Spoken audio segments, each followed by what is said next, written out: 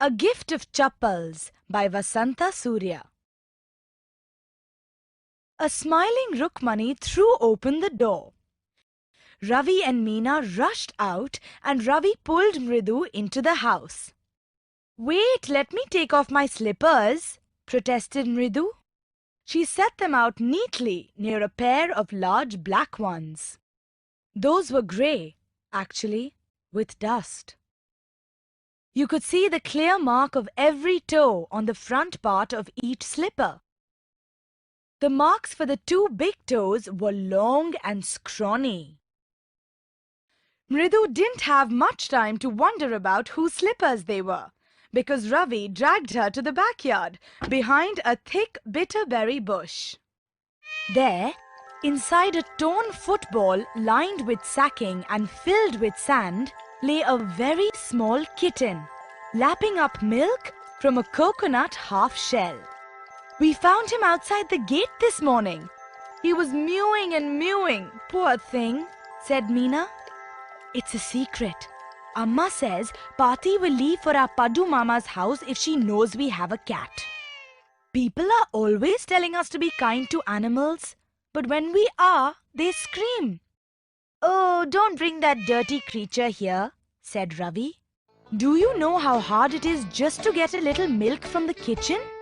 Pati saw me with a glass in my hand just now. I told her I'm very hungry, I want to drink it.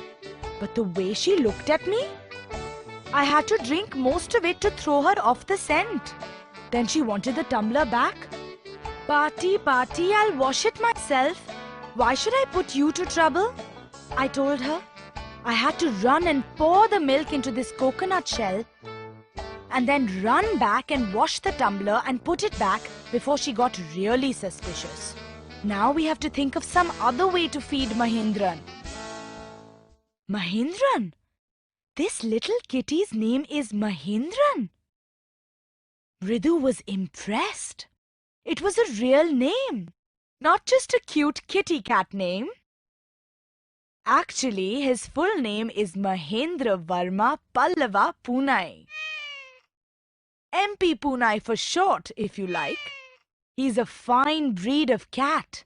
Just look at his fur, like a lion's mane. And you know what the emblem of the ancient Pallava kings was, don't you? He looked expectantly at Mridu. Mridu giggled. "Think I'm joking? Well, just wait. I'll show you sometime. It's clear you don't know a thing about history. Haven't been to Mahabalipuram, have you?" he said mysteriously. "Well, when our class went to Mahabalipuram, I saw a statue of his Thatas, etc., etc. Fact is, Mahindran here is descended from that very same ancient cat. A close relative, scientifically speaking, of none other than the lion. The Pallava lion, emblem of the Pallava dynasty."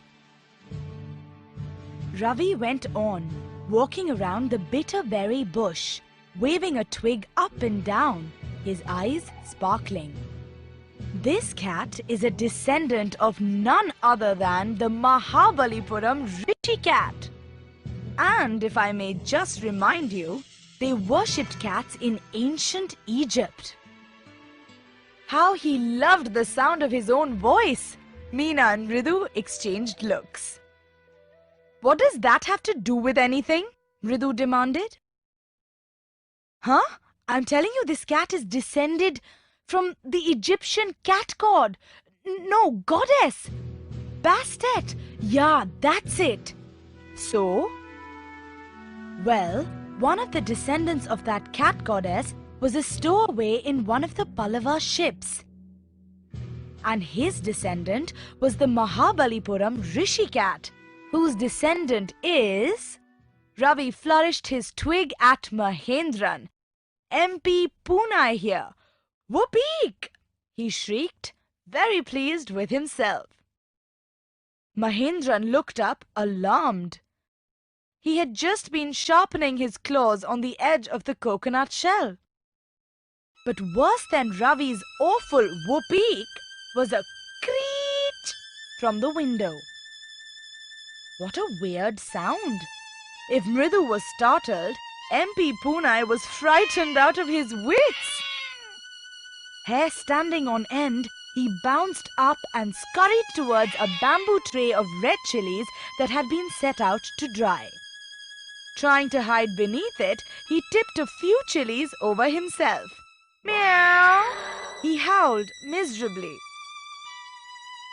The creaking went on and on. What's that noise? Said Mridu. That's Lalli learning to play the violin, grunted Ravi. She'll never learn a thing. The music master just goes on playing like a train, whizzing on and on, while Lalli's all the time derailing, going completely off track. Mridu crept up to the window. Lalli was sitting a little distance away, awkwardly holding her violin and bowstring, her elbows jutting out and her eyes glazed with concentration. In front of her, with most of his back to the window, was the bony figure of the music master. He had a mostly bald head with a fringe of oiled black hair falling around his ears and an old-fashioned tuft. A gold chain gleamed around his leathery neck, and a diamond ring glittered on his hand as it glided up and down the stem of the violin. A large foot stuck out from beneath his gold-bordered Veshti edge, and he was beating time on the floor with the scrawny big toe. He played a few notes. Lalli stumbled behind him on her violin, which looked quite helpless and unhappy in her hands. What a difference! The music master's notes seemed to float up and settle perfectly into the invisible tracks of the melody. It was like the wheels of a train, fitting smoothly into the rails and whizzing along, as Ravi said. Mridu stared at that huge beringed hand, moving effortlessly up the violin stem, making lovely music. Squawk! There was Lalli derailing again. Amma! Came a wail from the gate. Amma, oh! Ravi, send that beggar away, cried his mother from the back veranda, where she was chatting with Tapi. He has been coming here every day for the past week, and it's time he found another house to beg from, Pati explained to Tapi. Mridu and Meena followed Ravi out. The beggar was already in the garden, making himself quite at home. He had spread his upper cloth under the neem tree and was leaning against its trunk, apparently prepared to take a little snooze while he waited for the arms to appear. Go away, said Ravi sternly. My party says it's time you found another house to beg from. The beggar opened his eyes very wide and gazed at each of the children one by one. The ladies of this house, he said at last in a voice choked with feeling, are very kind souls. I have kept my body and soul together on their generosity for a whole week. I cannot believe that they would turn me away. He raised his voice. Amma! Amma, oh! Sad his wail might be, but it certainly wasn't feeble. It began in a deep, strong rumble somewhere in his withered belly, and came booming out of his mouth with its few remaining teeth stained brown with beetle chewing. Ravi, tell him there's nothing left in the kitchen, called Rukmani. And he's not to come again. Tell him that. She sounded fed up.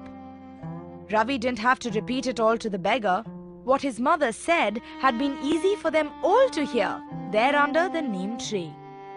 The beggar sat up and sighed.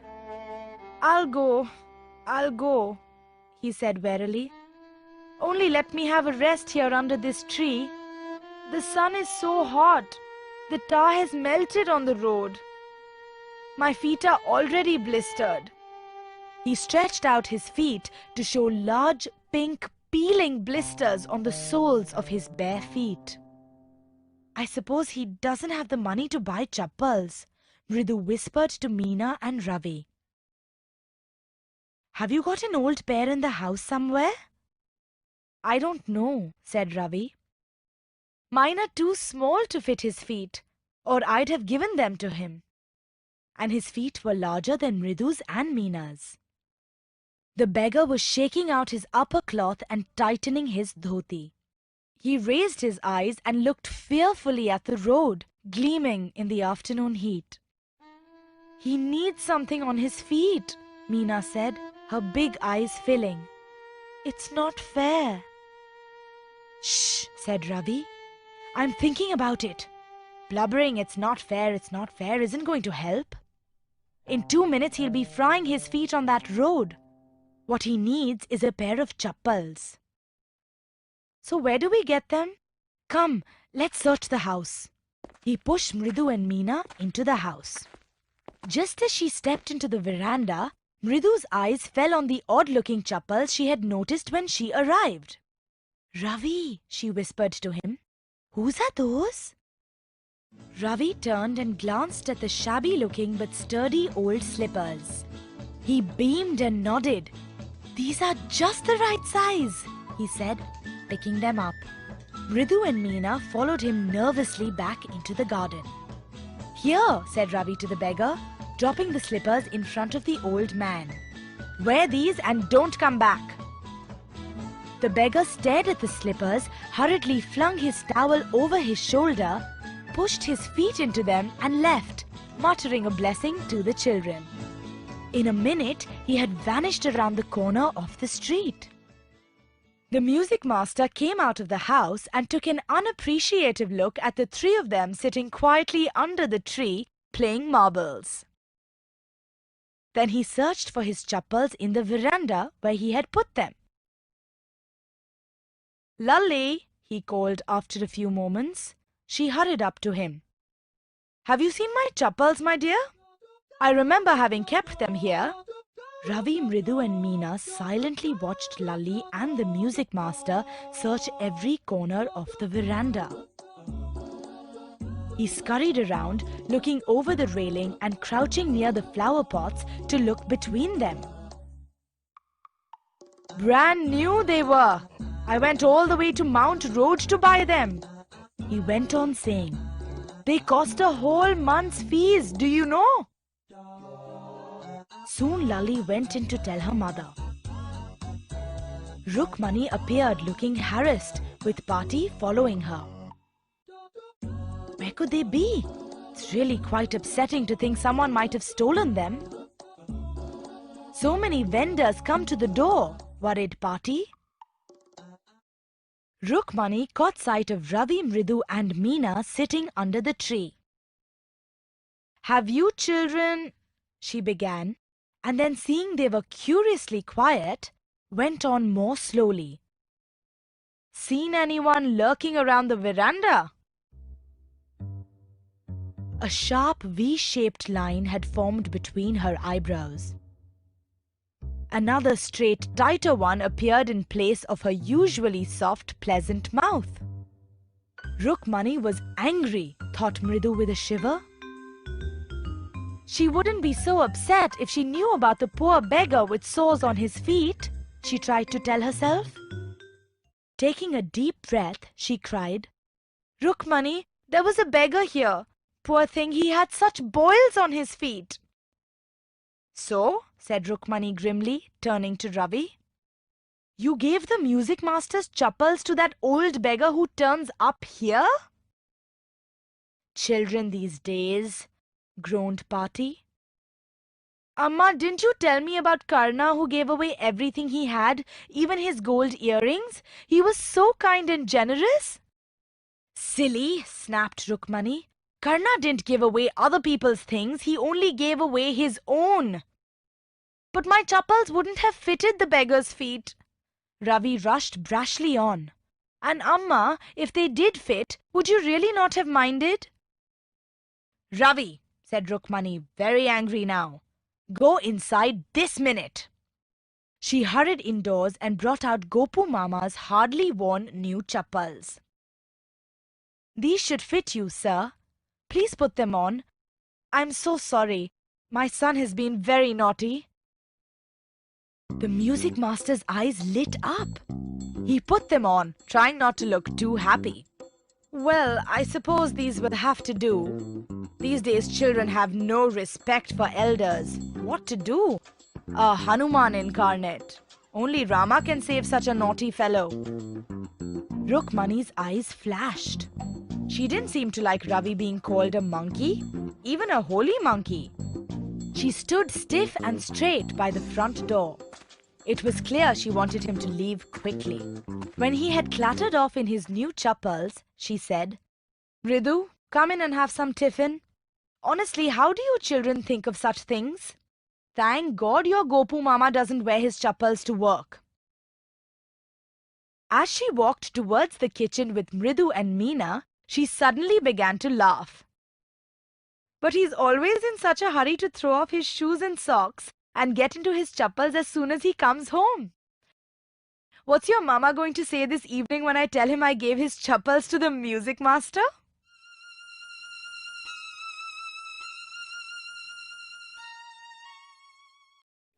Hello everyone, आज हम पढ़ेंगे English NCERT class 7 का chapter 2 a gift of chappals. Mridu is a young girl growing up in Madras with तापी her grandmother and Thatha her grandfather.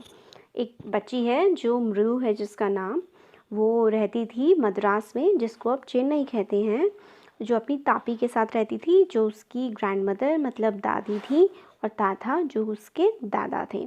One afternoon तापी takes her to her aunt Rukumani house to meet her cousins Lalli, Ravi and Meena.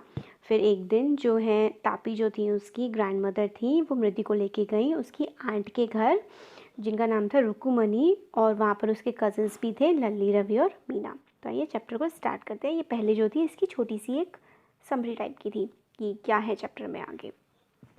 A smiling Rukumani threw open the door. Ravi and Meena rushed out and Ravi pulled Mridu into the house. तो जो मृदु थी वो अपनी मतलब aunt के पास visit करने के लिए गई थी, रुकुमनी के पास, और जैसे ही वो गई तो रुकुमनी ने दरवाज़ा खोला एक बहुत ही मुस्कुराते हुए चेहरे के साथ, और रवि और मीना जो थे वो भागते हुए आ गए और उन्होंने मृदु को फटाफट घर के अंदर खींच लिया. Wait let me take off my chappals protested Mridu. Mridu ने कहा रुको रुको, पहले मैं अपनी चप्पल तो उतार दूँ. She set them out neatly near a pair of large black ones. और उसने अपनी चप्पलों को उतार दिया बहुत ही सफाई से. एक बड़ी सी चप्पल रखी हुई थी ब्लैक कलर की उनके पास. Those were grey actually with dust. You could see the clear mark of every toe on the front part of each slipper. और वो जो चप्पलें थी उनको डिस्क्राइब किया गया है. जो मृदु की चप्पल के साइड में रखी हुई थी वो चप्पल ग्रे कलर की थी, और उस पर मार्क पड़े हुए थे, निशान पड़ गए थे डस्ट की वजह से, मिट्टी की वजह से. और आप उसमें साफ साफ देख सकते थे कि आगे की तरफ जो थे वो पंजों के निशान पड़ गए थे. टो जो था ना उसके पंजों के और एड़ी के अच्छे खासे निशान उस चप्पलों पर पड़े हुए थे. The marks of the two big toes were long and scrawny. और जो मार्क थे, जो आगे के टोज़ होते हैं अंगूठे, उसके वो काफ़ी ज़्यादा बड़े थे और पतले से थे. बड़े और पतले थे. स्क्रॉनी का मतलब होता है पतले. मृदु didn't have much time to wonder about whose slippers they were. Ravi dragged her to the backyard. और मृदु को बहुत ज़्यादा टाइम नहीं मिला था कि वो उन पेयर्स ऑफ स्लिपर्स के बारे में, उन चप्पलों के बारे में कुछ ज़्यादा सोच पाए. रवि उसको खींच ले गया पीछे की मतलब जैसे कि पीछे का गार्डन जो होता है उसको बैकयार्ड भी बोल सकते हैं, तो बैकयार्ड में उसको खींच के ले गया मृदु को. Behind a thick bitter berry bush. तो एक जो बुश थी, बिटर बेरी बुश थी, वहाँ पे उसके पास वो ले गया. There inside a torn football lined with sacking and filled with sand. A lay a very small kitten lapping off milk from coconut half shell. फिर वहाँ पर क्या थी, एक थोड़ी फटी हुई सी फुटबॉल पड़ी हुई थी, और जो मतलब रेत से भरी हुई थी, और उसमें फुटबॉल में एक छोटी सी बिल्ली थी, किटन थी, जो कि अपना जो मिल्क है, अपने दूध को, वो जो उसको दिया गया था कोकोनट के शेल में. मतलब जैसे कोकोनट होता है, जब उसमें से कोकोनट खा लेते हैं तो बाहर उसका शेल बचता है ना, बाहर का उसका खोखला बचता है, तो उसमें दूध भर के उस बिल्ली को दे रखा था उन बच्चों ने. We found him outside the gate this morning. वो बताते हैं कि आज सुबह ही ये बिल्ली उनको मिली है गेट के बाहर. He was mowing and mowing poor thing. और वो म्याऊ म्याऊ कर रही थी. सेड रवि. रवि ने उसको पूरी बात बताई. मीना ने बताई ये वाली बात. It's a secret. Amma says Patti will leave for our Paddu Mama's house if she knows we have a cat. और जो वो हैं पत्ती हैं, उनकी ग्रैंड मदर हैं, तमिल में ग्रैंड मदर को पत्ती बोलते हैं, वो चली जाएंगी घर छोड़कर और उनके मामा के पास रहने के लिए चली जाएंगी अगर उनको पता लगा कि उनके घर में कोई बिल्ली रह रही है. People are always telling us to be kind to animals but when we are they scream. फिर वो बच्चे बोलते हैं कि बड़े लोग और बाकी लोग भी हमसे कहते हैं कि हमें जो जानवर हैं उनके साथ काइंड होना चाहिए, अच्छा बर्ताव करना चाहिए, मगर अगर हम ऐसा करते हैं तो वो हम पर चिल्लाते हैं. स्क्रीम का मतलब होता है चिल्लाना. Oh don't bring that dirty creature here said Ravi. और कहते हैं कि इस गंदी सी चीज़ को हमारे पास मत लाओ. ऐसा वो जानवरों को देख करके बोलते हैं. Do you know how hard it is just to get a little milk from the kitchen. Pati saw me with a glass in my hand just now. और तुम्हें पता है कितना मुश्किल होता है कि मतलब किचन में से एक दूध का ग्लास लाना. जो पाती हैं दादी माँ, उन्होंने मुझे अभी अभी देख भी लिया था कि मैं किचन से बाहर कुछ लेके जा रहा हूँ. Pati saw me with a glass in my hand just now. I told her I'm very hungry. I want to drink it. But the way she looked at me, I had to drink most of it to throw her off the scent. पाती ने तो मुझे आते हुए देख लिया था यहाँ पे, तो फिर मेरे को क्या, और उन्होंने मुझसे पूछा कि तुम ये जो है क्या बाहर क्या लेके जा रहे हो दूध को. तो फिर वो कहता है कि मेरे को बहुत भूख लगी है. फिर वो कहती हैं कि मतलब ऐसा लुक देती हैं कि गुस्से वाला. तो फिर उसको रवि को उनके सामने ही पूरा दूध पीना पड़ता है, मगर वो थोड़ा सा बचा लेता है. Then she wanted the tumbler back. फिर वो कहती है कि उनको जो ग्लास था वो भी चाहिए. टम्बलर आप ग्लास कह सकते हैं टम्बलर को, वो भी वापस चाहिए था. फिर रवि बोलता है Paati Paati I wish what it myself, why should I put you to trouble, I told her. फिर रवि ने थोड़ी सी ट्रिक खेली और पाती को बोला कि आप क्यों परेशान होती है, ये जो है मैं खुद ही धोकर रख दूंगा इस ग्लास को. I had to run and pour the milk into this coconut shell and then run back and wash the tumbler and put it back before she got really suspicious. फिर मैंने क्या किया, मैं फटाफट वो जो बचा हुआ दूध था उसको लेके आया, मैंने उसे कोकोनट के शेल में डाल दिया ताकि बिल्ली पी पाए उसे, और मैं फटाफट किचन में वापस किया और उस टम्बलर को, ग्लास को मैंने धो करके किचन में रख दिया, इससे पहले कि दादी को पता लग जाए, कुछ मुझ पर शक हो जाए. सस्पिशियस होना मतलब शक हो जाना. How now we have to think of some other way to feed Mahendra. फिर वो कहता है कि हाँ हमें कोई और तरीका सोचना पड़ेगा महेंद्र को खाना खिलाने के लिए. महेंद्रन, ये कौन है? This little kitty name is Mahendran. फिर अभी बताता है कि जो एक छोटी सी बिल्ली है ना, इसका नाम हमने महेंद्रन रखा है. मृदु जो होती है वो इससे काफ़ी ज़्यादा इम्प्रेस हो जाती है. वो कहती है कि ये तो एक रियल का नेम है जो मतलब इंसान रखते हैं, नॉट मतलब ऐसा नहीं है जैसे कि कोई क्यूट सी बिल्ली का कोई नाम रखा जाता है, इस टाइप का तो नहीं है. फिर वो बताता है रवि कि इसका जो पूरा नाम है वो है Mahendra Varman Pallava Ponni, MP Ponni for short if like you. फिर वो कहता है कि अगर मतलब पूरा नाम बताता है उसका कि इस बिल्ली का जो पूरा नाम हमने रखा है वो है महेंद्रन पल्लवा पोन्नी, और अगर तुम्हें चाहती हो उसको शॉर्ट में बोलना तो MP पोन्नी तुम इसको बोल सकती हो. तो वो बताता है कि ये बहुत ही ज़्यादा फाइन ब्रीड है, बहुत ही ज़्यादा अच्छी ब्रीड है, कैट की नस्ल होता है ब्रीड का मतलब. और तुम इसका जो फ़र है ना वो देखो कि कैसे कि लायन का जो फ़र होता है, लायन मेन होता है, लायन की गर्दन पे जो बाल होते हैं उसको मेन बोलते हैं. तो ये देखो इसका फ़र कितना अच्छा है, जैसे कि लायन का मेन हो. और क्या तुमने नहीं देखा जो पल्लव किंग्स थे उनका जो एम्बलम था वो एक शेर है. फिर वो पूछता है कि क्या तुम्हें पता है इनके पल्लव किंग्स के बारे में. जो मृदु होती है वो गिगल करती है थिंकिंग आई एम जोकिंग. फिर जो मतलब मृदु होती है वो घी घी करती है ऐसा कह के कि जैसे कि कोई से जोक कर रहा हो, ये कोई झूठी बात बता रहा हो.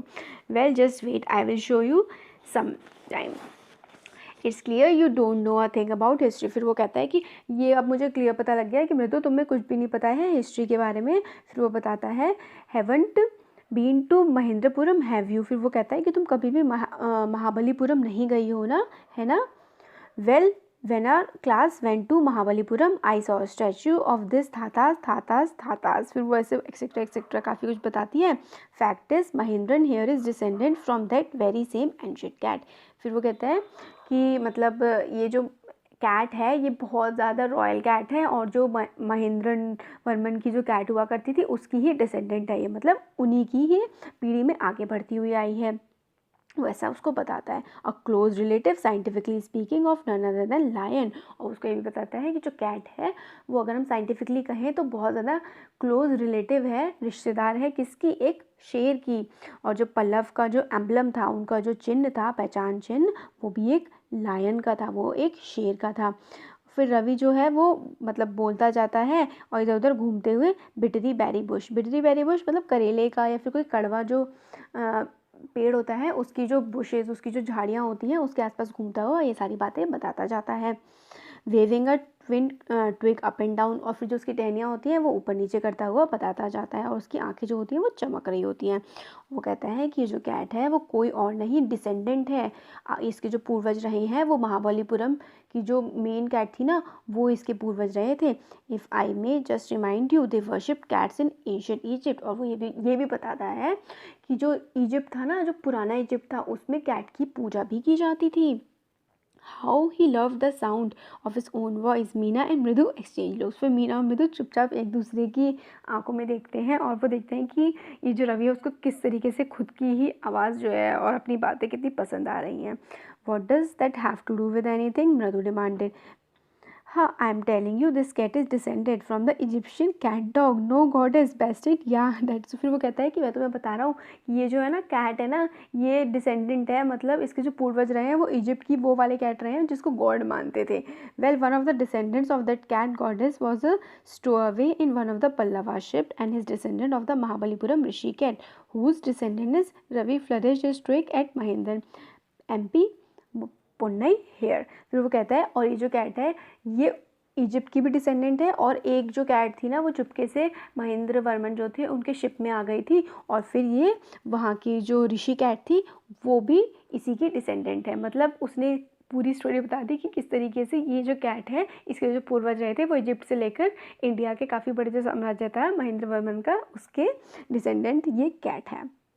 Whoop e k he shrieked very pleased with himself, और फिर वो काफ़ी ज़्यादा खुश हो जाता है अपनी इन बातों से। Mahendra looked up alarmed, he had just been sharping his claws on the edge of the coconut shell, और फिर जो वो थी कैट थी जिसका नाम महेंद्रन था वो जो अपने जो क्लॉज होते हैं अपने पंजे होते हैं वो कोकोनट के शेल पे घिस रही होती है। But worse than Ravi's awful whoop e k was a screech from the window, फिर विंडो से भी क्या है कोई एक आवाज़ आ रही होती है वो जो भी बहुत अजीब होती है। What a weird sound if Mridu word startle MP Punni was frightened out of his wits. फिर क्या होता है जो अजीब सी साउंड आ रही होती है खिड़की के पास से मृदु को भी मतलब अजीब सी लगती है वो, और जो कैट होती है वो भी थोड़ी सी घबरा जाती है उस साउंड की वजह से।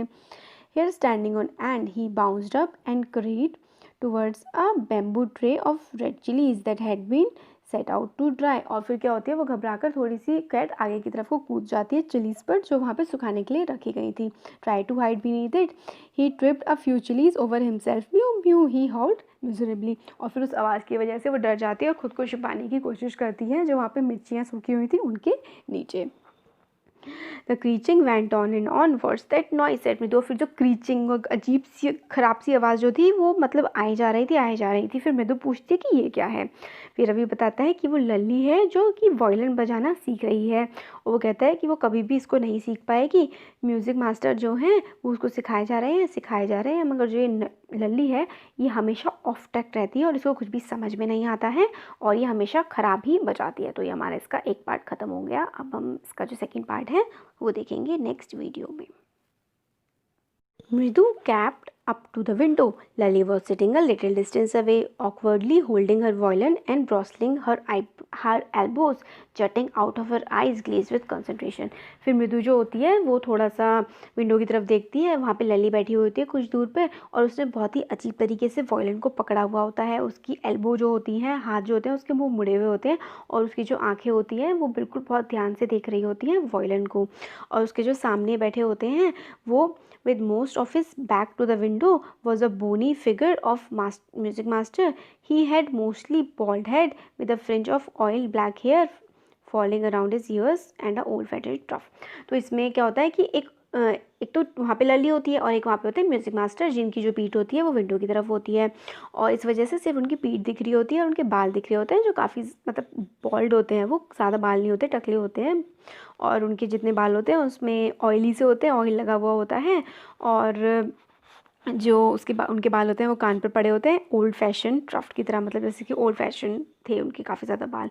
एक उनकी गोल्ड चेन होती है जो मतलब उनकी नेक पे काफ़ी ज़्यादा चमक रही होती है, और डायमंड रिंग होती है उनके हाथ में जो काफ़ी ज़्यादा वो भी चमक रही होती है, और ऊपर नीचे उसकी चमक जा रही होती है जैसे कि जिस तरह से वो वायलिन बजा रहे होते हैं। A large wood struck out from beneath his gold bordered वेशी edge and he was beating time on the floor with his toy Bittu.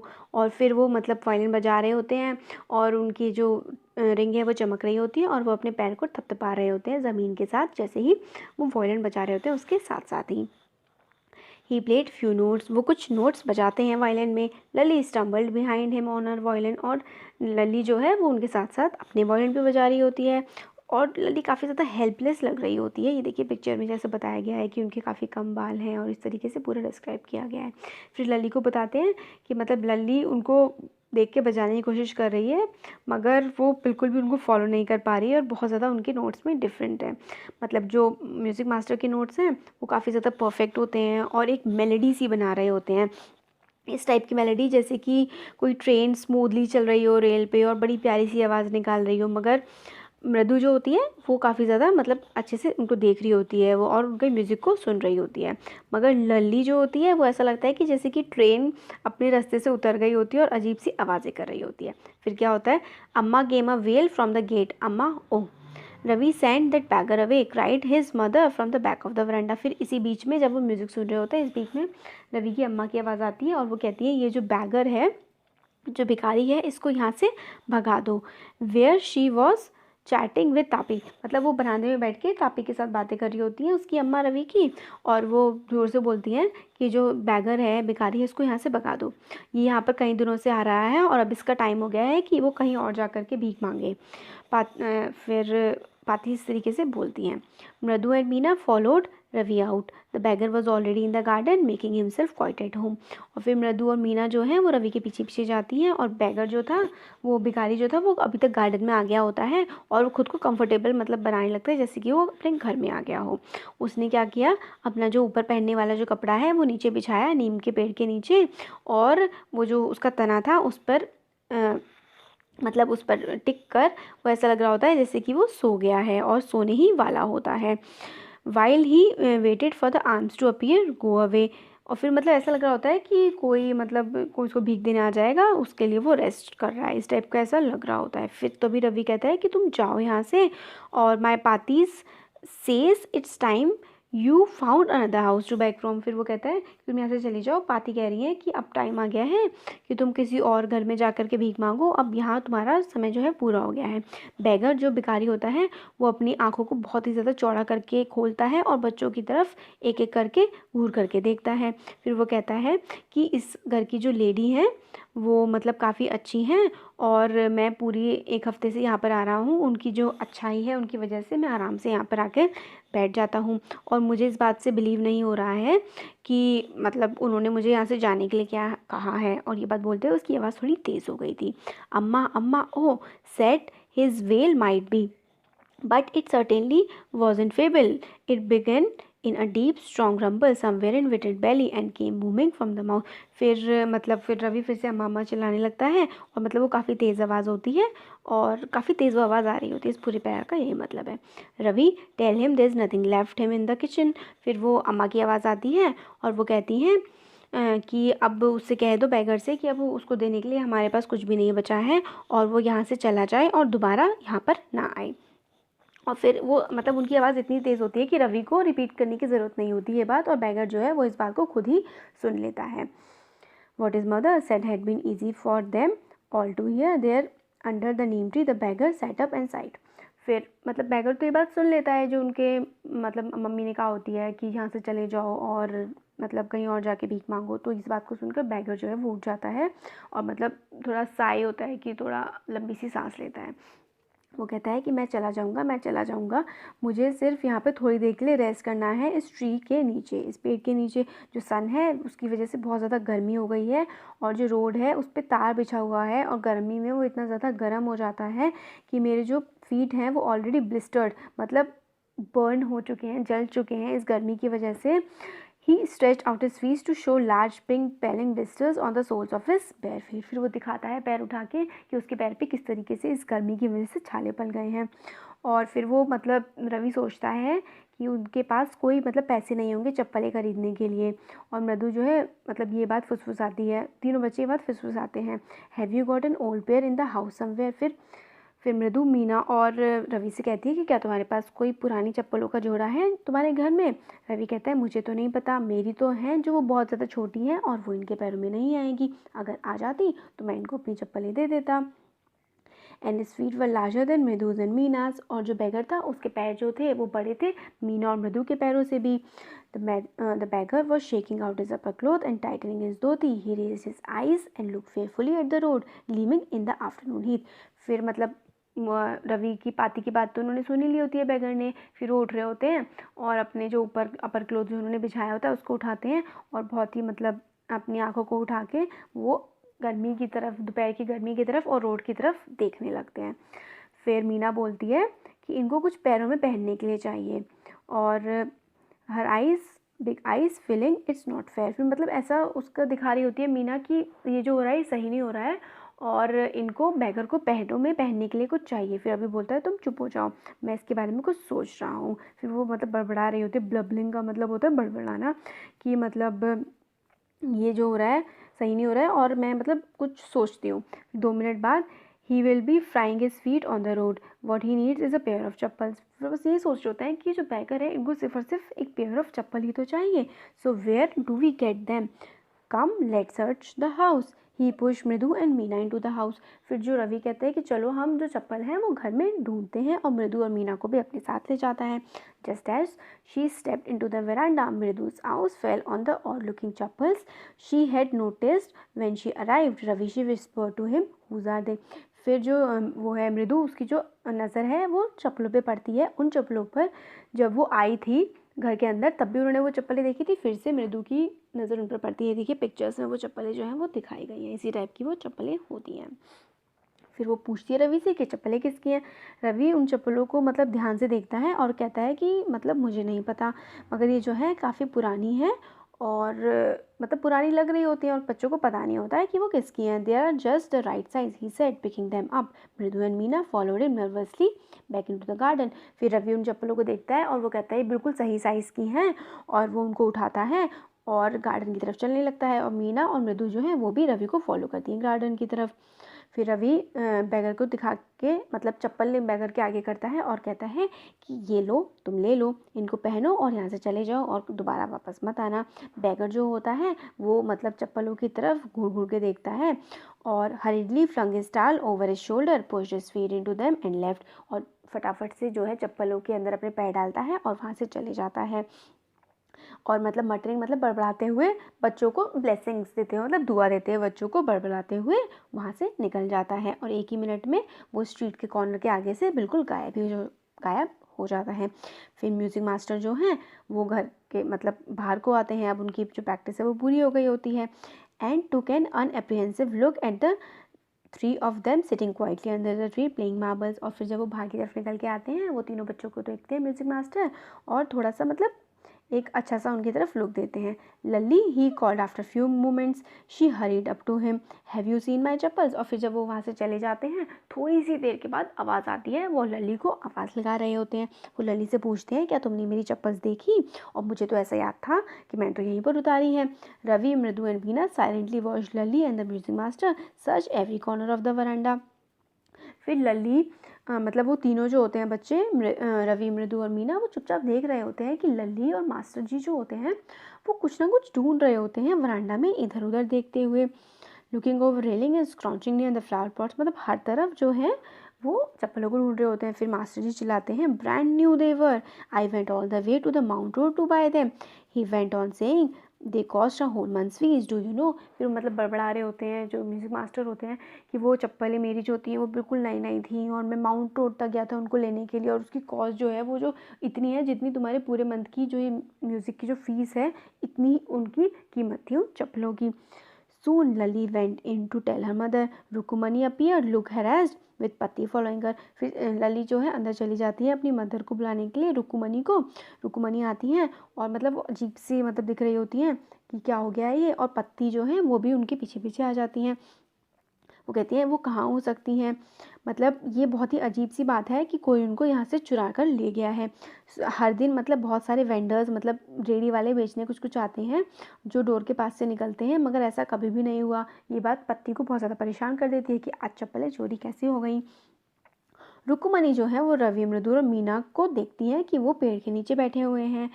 Have you children, she began, and then seeing they were curiously quiet went on more slowly, seen anyone lurking around the veranda. फिर वो मतलब रुकुमनी की जो eyes है वो बच्चों पर पड़ती है कि वो किस तरीके से चुपचाप पेड़ के नीचे बैठे हुए हैं. A sharp V shape line had form between her eyebrows. और फिर उनकी जो मतलब माथे के ऊपर एक मतलब लाइन सी पड़ जाती है जब वो रुकुमनी बच्चों की तरफ देखती है कि बच्चे इतनी शांति से पेड़ के नीचे आकर बैठे कैसे हैं. Other straight tighter one appeared in place of a really soft pleasant mouth. और फिर उसके बाद थोड़ी सी गुस्से की भी आ जाती है, उनके माथे पे जो लाइंस होती हैं वो पड़ जाती हैं. रुकुमनी वॉज एंग्री, हमने गुस्सा आ गया था. Thought Mridu with a shiver. She couldn't be so upset if she knew about the poor beggar with soles of his feet, she tried to tell herself. फिर जो है मृदु होती है वो इस बात से थोड़ा सा घबरा जाती है कि रुकुमनी अब हम लोगों से बहुत ज़्यादा नाराज़ हो गई है, मगर फिर वो खुद से कहती है कि जो रुकुमनी है वो इतनी नाराज़ नहीं होंगी अगर हम उन्हें बताएंगे पुअर बेगर के बारे में और हमने क्यों उनको चप्पलें दे दी हैं. फिर वो एक लंबी सांस लेते हैं और कहती है रुकुमनी कि यहाँ पर एक बेगर आया था और वो बहुत ज़्यादा मतलब पुअर था, गरीब था, उसके पैर जो है वो जल रहे थे. तो रुकुमनी कहती है गुस्से में, तो ऐसा था तो क्या हुआ, क्या तुम म्यूज़िक मास्टर की चप्पल उस ओल्ड बैगर को उठा के दे दोगे, ऐसा करोगे तुम. फिर जो पत्ती बोलती हैं आजकल के जो बच्चे हैं ये तो अपनी मनमानी करते हैं और बड़े ही बेकार हो गए हैं. Amma, didn't you tell me about Karna who give away everything he had, even his gold earrings, he was so kind and generous. फिर वो कर्ण जो रवि है वो अपनी अम्मा से कहता है कि आपने मुझे कर्ण के बारे में नहीं बताया था कि वो कितना अच्छा था और वो मतलब अपना सब कुछ दान कर देता था, उसने अपने सोने के कुंडल भी दे दिए थे. फिर रुकुमनी बोलती है कि कर्ण जो था वो दूसरे लोगों की चीज़ें नहीं देता था, वो अपनी चीज़ें देता था दूसरों को. जो दान करता था वो उसका अपना होता था, दूसरों का थोड़ी होता था कोई. But my chappals wouldn't have been fitted the beggar's feet. फिर रवि बोलता है कि मेरी जो चप्पलें हैं वो तो उस बैगर के पैरों में आती नहीं, इसलिए मैंने उसको ये वाली चप्पलें दे दी. फिर अम्मा उसको मतलब थोड़ा सा डांट देती हैं. Ravi said Rukumani very angry now, go inside this minute. फिर रुकुमनी जो है वो मतलब गुस्से में कहती है कि चुपचाप अंदर चले जाओ. फिर वो रुकुमनी भी अंदर जाती हैं और लेके आ जाती हैं गोपू मामा की बिल्कुल नई चप्पलें जो उन्हें बिल्कुल मतलब पहनी ही नहीं होती है, लगभग इस तरीके की बिल्कुल नई चप्पलें वो लेके आ जाती हैं. फिर वो सर को देखा के कहती हैं कि ये जो चप्पलें हैं ये आपको फिट हो जाएंगी, आप इनको पहन लीजिए और मैं आपसे बहुत माफ़ी मांगती हूँ कि बच्चों ने आपकी चप्पलें उनको उठा के दे दी हैं और आजकल के बच्चे बड़े शैतान हो गए हैं, मेरा बेटा भी बड़ा शैतान है.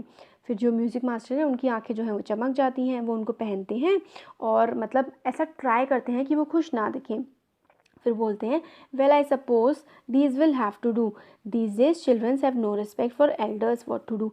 फिर वो चप्पलों को देखते हैं खुश होने की कोशिश ना करते हुए वो कहते हैं कि हाँ ही फिट हो गई हैं. फिर वो आगे बोलते हैं कि आजकल के बच्चे बड़ों की बिल्कुल भी रिस्पेक्ट मतलब बड़ों का बिल्कुल भी आदर नहीं करते हैं, क्या कर सकते हैं इसमें. A Hanuman incarnate, only Ram can save such a naughty fellow. फिर वो कहते हैं रवि को कि मतलब ये हनुमान जी के जो हैं वो इनकारनेशन है, मतलब हनुमान जी जैसे ही थे उन्हीं के रूप हैं ये. तो रुकुमनी की जो आइज़ होती हैं वो चमक जाती हैं, मतलब वो नहीं पसंद करती कि रवि को एक बंदर कहा जाए, मतलब चाहे वो एक होली बंदर हो, एक पवित्र बंदर भी उसको कहा जाए, मगर वो नहीं चाहती कि कोई उसको रवि को बंदर बोले. She stood stiff and straight in front door, it was clear she wanted him to leave quickly. मतलब वो बिल्कुल चुपचाप दरवाजे के पास खड़ी है रुकुमनी और दिख गया था साफ कि वो चाहती हैं कि म्यूज़िक मास्टर जो है वो वहाँ से चले जाएँ. When he had clattered off his new chappals, she said, Mridhu came in and have some tiffin. फिर वो कहती हैं कि मतलब जब वहाँ से चले जाते हैं म्यूज़िक मास्टर, मृदु को कहते हैं कि तुम आओ अंदर और कुछ अब खा लो. Honestly, how do you children think of such things? Thank God your Gopu Mama doesn't wear his chappals to work. फिर वो कहती हैं कि तुम ये बच्चे ऐसा सोच भी कैसे सकते हो इस तरीके की चीज़ें करने का, और अच्छा हुआ कि मृदु मामा ये जो चप्पलें हैं ये अपने वर्क पर अपने काम पर नहीं पहन कर जाते हैं. As she walk towards the kitchen with Mridu and Meena she suddenly began to laugh. और जैसे ही वो अंदर की तरफ जा रही थी मृदु और मीना के साथ वो मतलब एकदम से हंसने लगी.